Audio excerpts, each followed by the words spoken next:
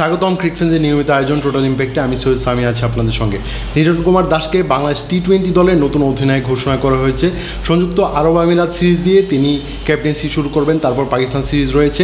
এই দুটো সিরিজের জন্য বাংলাদেশ দলও ঘোষণা করা হয়েছে। দলটা কেমন হয়েছে এটা নিয়ে কথা বলার জন্য হাজির হয়েছে। আমার সঙ্গে আছেন মমিনুল ইসলাম। মমিনুল, স্বাগতম। ধন্যবাদ আপনাকে। লিটন কুমার দাসকে ক্যাপ্টেন করা হবে এটা নিয়ে অনেক গুঞ্জন কিন্তু ছিল। তাকে 26 টি-20 বিশ্বকাপ পর্যন্ত ক্যাপ্টেন্সি দেওয়া হয়েছে। তিনি ক্যাপ্টেন হিসেবে কেমন করবেন এটা আসলে সময় বলে দেবে। তবে তিনি কি যোগ্য অধিনায়ক হিসেবে দায়িত্বটা পেয়েছেন কিনা, এখন তিনি যোগ্য অধিনায়ক হিসেবে দায়িত্বটা পেয়েছেন কিনা, এখন এখানে আপনার ব্যাপারটা দেখতে হবে যে আসলে ক্যাপ্টেন হওয়ার জন্য আর কি অপশনগুলো ছিল। আপনি যদি দেখেন যে নাজমুল হোসেন শান্ত তো নিজেই ছেড়ে দিলেন, তার বাইরে যদি আপনি চিন্তা করেন তাসকিন আহমেদকে হয়তো বিবেচনা করতে পারতেন যে ক্যাপ্টেন হিসেবে, কারণ অনেক দিন ধরে আলোচনা চলছিল তাসকিন হয়তো ক্যাপ্টেন হতে পারে। তিনি ভাইস ক্যাপ্টেনও ছিলেন মাঝে। এখন বিশ্বের অনেক জায়গাতে আসলে পেস বোলারদের ক্যাপ্টেন করা হয়। অস্ট্রেলিয়াতে প্যাট কামিন্স আছেন, সাফল্য আছে। আপনি জাসপ্রীত বুমরার কথা বলতে পারেন, যখনই রোহিত শর্মা থাকছেন না তখনই তিনি ক্যাপ্টেন্সি করছেন, সাফল্য পাচ্ছেন। এরকম একটা কিন্তু বিবেচনা নেওয়া হয়েছিল, কিন্তু শেষ পর্যন্ত কিন্তু তাসকিন আহমেদকে বিবেচনা করা হয়নি। আজকে প্রেস কনফারেন্সে যখন দলটা ঘোষণা করা হয় তখন নাজমুল আহমেদ আবেদিন ফাহিম বলছিলেন যে তাসকিনকে আমরা একেবারে বিবেচনাই করিনি। এর একটা বড় কারণ ছিল যে তাসকিন যেহেতু একটু ইনজুরি প্রবণ পেসার, তাকে সব ম্যাচে আপনি খেলাতে পারবেন না, সব সিরিজে খেলাতে পারবেন না। সো এরকম সিচুয়েশন আপনি এরকম একজনকে ক্যাপ্টেন দিতেও পারবেন না যদি আপনার ক্যাপ্টেনই খেলতে না পারেন নিয়মিত। সো ওই ভয়টা ছিল, সে কারণে তাকে বিবেচনা করেন। এর বাইরে যে আপনি চিন্তা করেন মিরাজের নাম অনেক শোনা গেছে, কিন্তু আমার কাছে আসলে কোনোভাবেই মনে হয় না যে টি-20তে মিরাজ তিনি ক্যাপ্টেন ম্যাটেরিয়াল, কিন্তু টি-20 তিনি ফিট করবেন, কারণ এরকম সম্ভাবনা খুবই কম। কারণ আমরা কিন্তু দেখতে পেয়েছি যে টি-20 যে দলটা, সেই দলটা থেকে আসলে মেহেদী হাসান মিরাজ কিন্তু ছিটকে গেছেন। সো তার ক্যাপ্টেন্সি হওয়ার বিষয়টা হয়তো বা নির্বাচক এটা খুবই প্রত্যাশিত। কারণ হচ্ছে কি, আপনি যদি দেখেন যে আপনি যদি লাস্ট কয়েক বছরে দেখেন মিরাজ কিন্তু টি-20তে বিপিএল এর বাইরে আপনি যদি জাতীয় দলে চিন্তা করেন সেখানে কিন্তু তিনি পুরো 4 ওভার বোলিং করতে পারছেন না। ওভারে যদি বোলিং করেনও অনেক সময় তিনি একটু খরচে রান দিচ্ছেন বেশি। ব্যাটিংটা হচ্ছে আপনি তাকে 4-এ খেলাবেন কিনা, ওই 4-এর জন্য আপনার আর বাকি অপশন কীগুলো আছে, তাকে আপনি লোয়ার অর্ডারে খেলা আপনার আসলে কাজে দেবে কিনা, ওই অনেকগুলো ব্যাপারে কনসিডারেশনের ব্যাপার আছে। সে কারণে তিনি টি-20 দলে থাকবেন না বা নিয়মিত হবেন না, এটা খুবই স্বাভাবিক। আর এমন একজন যে দলটাতে নিয়মিতই হবেন না, যিনি তার টি-20 দলেই সুযোগ পান না, তিনি ক্যাপ্টেন হবেন, এটা আসলে একেবারে খুবই কল্পনাতীত একটা ব্যাপার। আর এর বাইরে আসলে খুব বেশি অপশন ছিল না।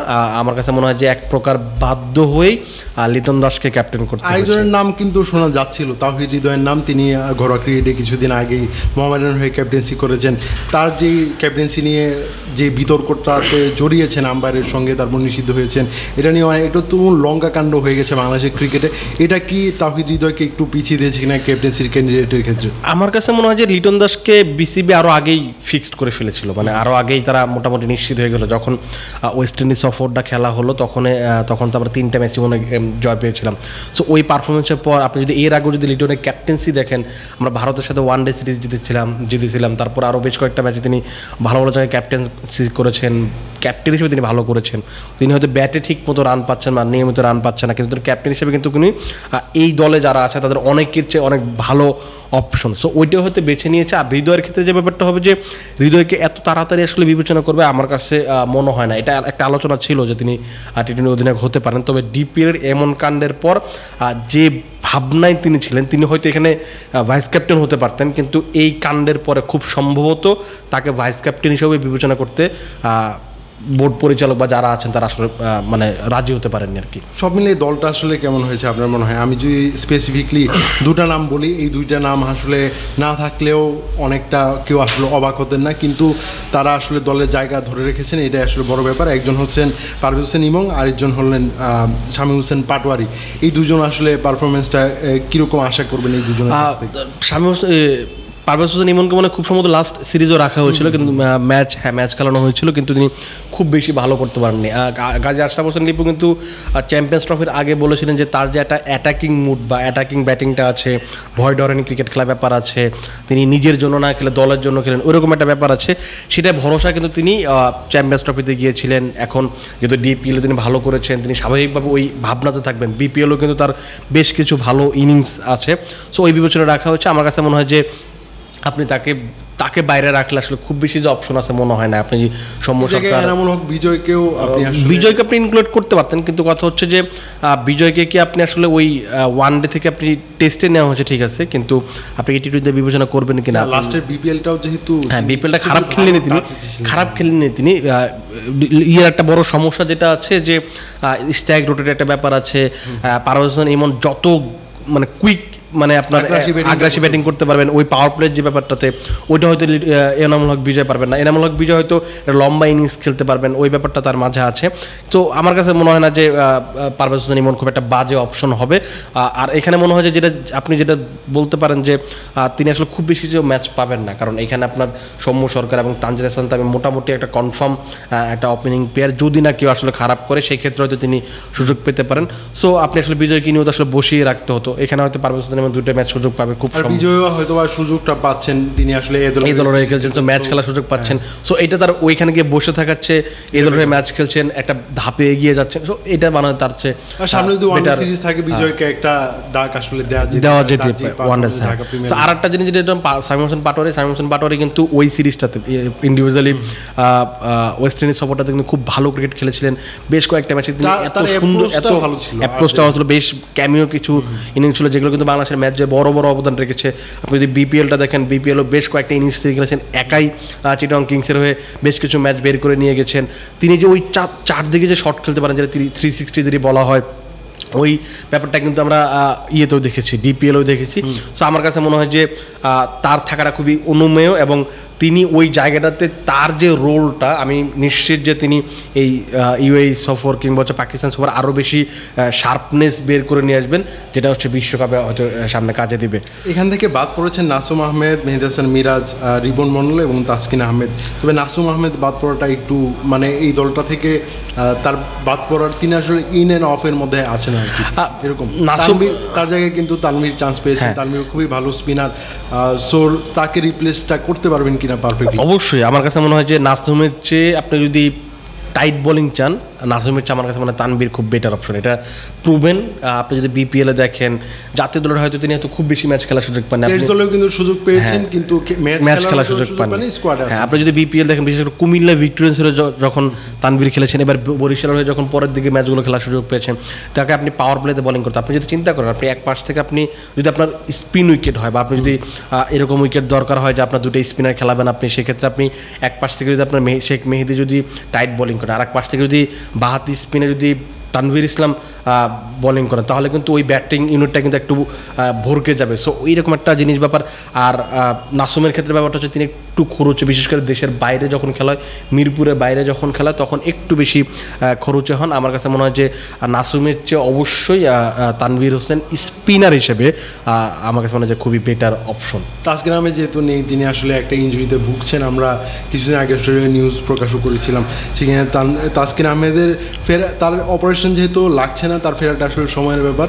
হ্যাঁ, মানে নির্বাচকরা হয়তো বা তাকে নিয়ে আসলে কোনো ঝুঁকি নিতে চায়নি, বা তাকে রেস্ট দিয়ে খেলানোর যে প্লেনিংটা আছে, এই কারণে এই সিরিজের দলটাতে রাখেনি। হ্যাঁ, এখানে ব্যাপারটা হচ্ছে যে মেডিকেল টিমের সাথে কাজী আশরাফ হোসেন লিপু বলছিলেন যে মেডিকেল টিমের সাথে কথা হয়েছে, তারা যে রিহাব প্রসেসের কথা বলেছেন, সেই প্রসেসটা শেষ হতে হতে এই সিরিজটা তিনি পাবেন না। তাকে আশা করা যাচ্ছে যে শ্রীলঙ্কার এই সিরিজের পরে যে শ্রীলঙ্কাতে আমাদের একটা পূর্ণাঙ্গ সিরিজ, ওয়ানডে, টি-20 এবং টেস্ট ম্যাচ আছে, সেই সিরিজে পুরোদমে তাসকিনকে যত পাওয়া যায় যাতে, সেই কারণে তাকে আসলে এইখানে ঝুঁকি নেওয়া হয়নি, এটা তিনি ক্লিয়ার করেছেন। তিনি ফিরবেন, মানে তাকে নিয়ে আসলে খুব বেশি সংশয়ের জায়গা নেই। তবে তাসকিনকে ছাড়া বাংলাদেশের পেস বোলিং লাইন আপটা হচ্ছে মুস্তাফিজুর রহমান, হাসান মাহমুদ, তানজিম হাসান, সাকিব, নাহিদ রানা এবং শরীফুল ইসলাম। শরীফুল রহমান কিন্তু অনেকদিন পর ব্যাক করেছেন, তাও আবার তাসকিন আহমেদ, মানে তার জন্য একটা বড় সুযোগ, কারণ হচ্ছে যে তিনি ওই 2023-এর বিপিএল-এ দুর্দান্ত ঢাকা, খুব সম্ভবত দুর্দান্ত ঢাকার যে বোলিংটা করেছিলেন, তারপরে তাকে ভাবা হচ্ছিল যে তিনি হয়তো ওই ফর্মটা ক্যারি করবেন, নিজেকে আরও উপরের দিকে নিয়ে যাবেন, কিন্তু পরবর্তী তার কিছু ইনজুরি বা অন্যান্য পারফরমেন্স একটা ব্যাপার সমস্যা ছিল, সেই কারণে কিন্তু তিনি জাতীয় দলতে বাদ পড়েছিলেন। এই জায়গায় হয়তো বা সবচেয়ে বেশি যেই কার্যকারিতাটা হয়েছে, সেখানে বাংলাদেশের যে পেসাররা ছিলেন, তারা হয়তো একটু বেশি ভালো পারফরমেন্স করছিলেন, এটাও একটা বড় ব্যাপার ছিল। এই জায়গায় শুধু মুস্তাফিজুর রহমানের কথাটা বাদ দিতে পারেন, তিনি খুব বেশি ভালো পারফরমেন্স, খুব বেশি খারাপ, কিন্তু তিনি অটো চয়েস। হ্যাঁ, তাছাড়া হাসান মাহমুদ, তানজিম হাসান, সাকিব, নাহিদ রানা প্রত্যেকেই যখনই খেলার সুযোগ পেয়েছেন পারফরমেন্স করে কিন্তু নির্বাচন। হ্যাঁ, ওই সময়টাতে শরীফুল একটু আসলে খরুচু ছিলেন, এই কারণে আসলে তিনি বাদ পড়েছেন। কিন্তু এবার ডিপিএল এ বেশ কিছু ম্যাচে তিনি ভালো বোলিং করেছেন, লাস্ট বিপিএলটা ভালো গেছে, সে কারণে খুব স্বাভাবিকভাবেই যখন একটা পেসারকে নিয়ে আসতে হয়েছে শরীফুলের উপর সে আস্থাটা রেখেছেন। এবং শরীফুল যেহেতু খেলার অভিজ্ঞতা আছে অনেক বেশি, আমি নিশ্চিত যে তিনি যখন এটাকে তার বড় একটা সুযোগ হিসেবে দেখবেন, কারণ তিনি অনেক দিন পর জাতীয় দলে ফিরেছেন, তিনি চাইবেন যে এই সুযোগটা যেন কোনোভাবে না হারায়। কারণ আপনি 26শে ফেব্রুয়ারিতে বিশ্বকাপ, এখন থেকে আপনি 7-8 মাস পর বিশ্বকাপ, সো আপনি যদি এই 7 ম্যাচের সুযোগটা সিরিজ থেকে যদি আপনি ড্রপ হন তাহলে বিশ্বকাপের স্কোয়াডে আপনার ফেরাটা কিন্তু খুবই কঠিন, কারণ আপনাকে চ্যালেঞ্জটা নিতে হবে। এখানে 5-7জন পেসার আছেন, যেখান থেকে হয়তো 3জন বা 4জন পেসার সেই বিশ্বকাপে খেলতে যাবে, সো তার জন্য একটা বড় চ্যালেঞ্জ থাকবে। আমি নিশ্চিত যে তিনি ওইটা তার, আমি যখন ডিপিএল খেলা চলছিল তখন কথা হচ্ছিল, তিনিও বলছিলেন যে তিনি সব কিছুই আসলে জমিয়ে রেখেছেন। আমি নিশ্চিত যে তিনি যে পারফরমেন্সটা জমিয়ে রেখেছেন সেটা তিনি এই দলের হয়ে এখন যদি খেলার সুযোগ পাচ্ছেন, এই দলে খেলবেন, যখন ইউএইতে বা কিংবা পাকিস্তানে খেলার সুযোগ পাবেন, ম্যাচ পাবেন, তখন সেই পারফরমেন্সটা করবেন এবং তিনি নিজেকে ওই ইস্টাবলিশ করবেন যে তিনি এই জায়গাটাতে থাকার জন্য এসেছেন, থাকবেন, এরকম একটা ব্যাপার হবে আর কি। একদম শেষে আসলে বলতে চাই যে পুরো স্কোয়াডটা আসলে কিরকম দেখেন?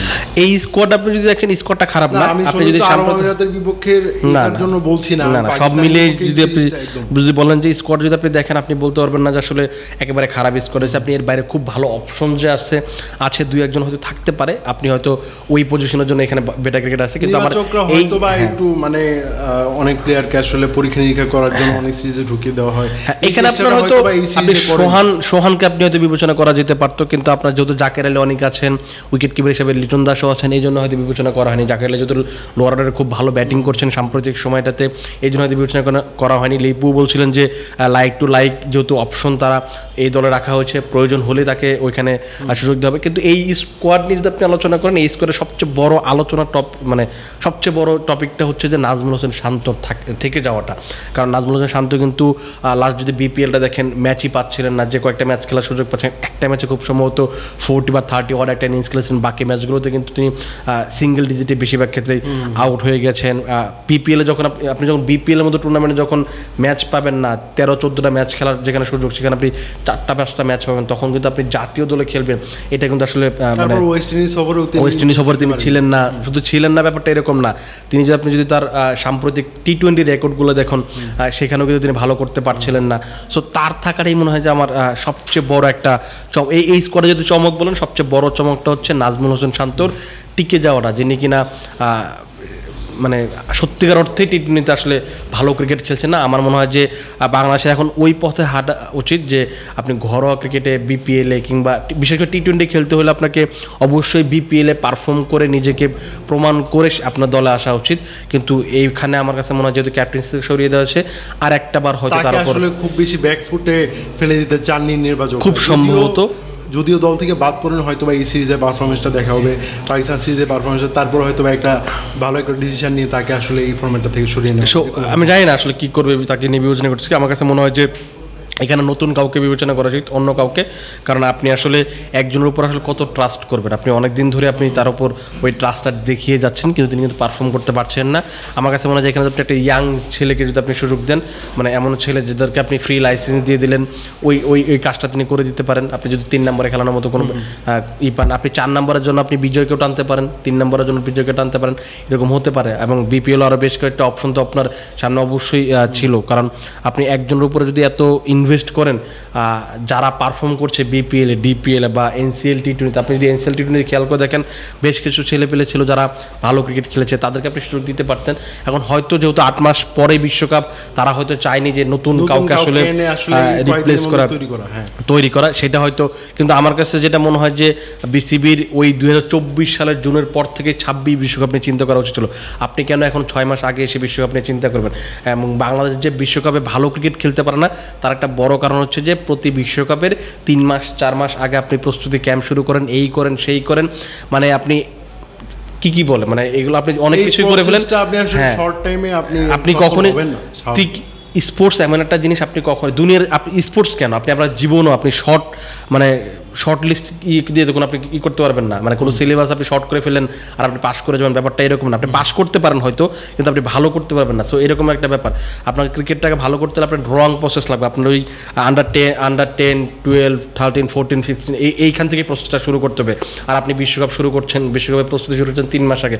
সো এইভাবে আপনি বিশ্বকাপ ভালো করে আমরা আমাদের বাংলাদেশের এই প্রস্তুতিটা নিয়ে অবশ্য আরেকটা পর্বে বিস্তারিত আলোচনা করবো, সেই পর্বের জন্য আসলে তোলা থাক। ধন্যবাদ মোহন। আপনাকে ধন্যবাদ। দর্শক, ক্রিক ফ্রেন্ডজির নিয়মিত আয়োজনে আমাদের সঙ্গে থাকার জন্য ধন্যবাদ। পরবর্তী কোনো পর্বে অন্য কোনো বিষয় নিয়ে আবার কথা বলবো, সেই পর্যন্ত আমাদের সঙ্গে থাকুন।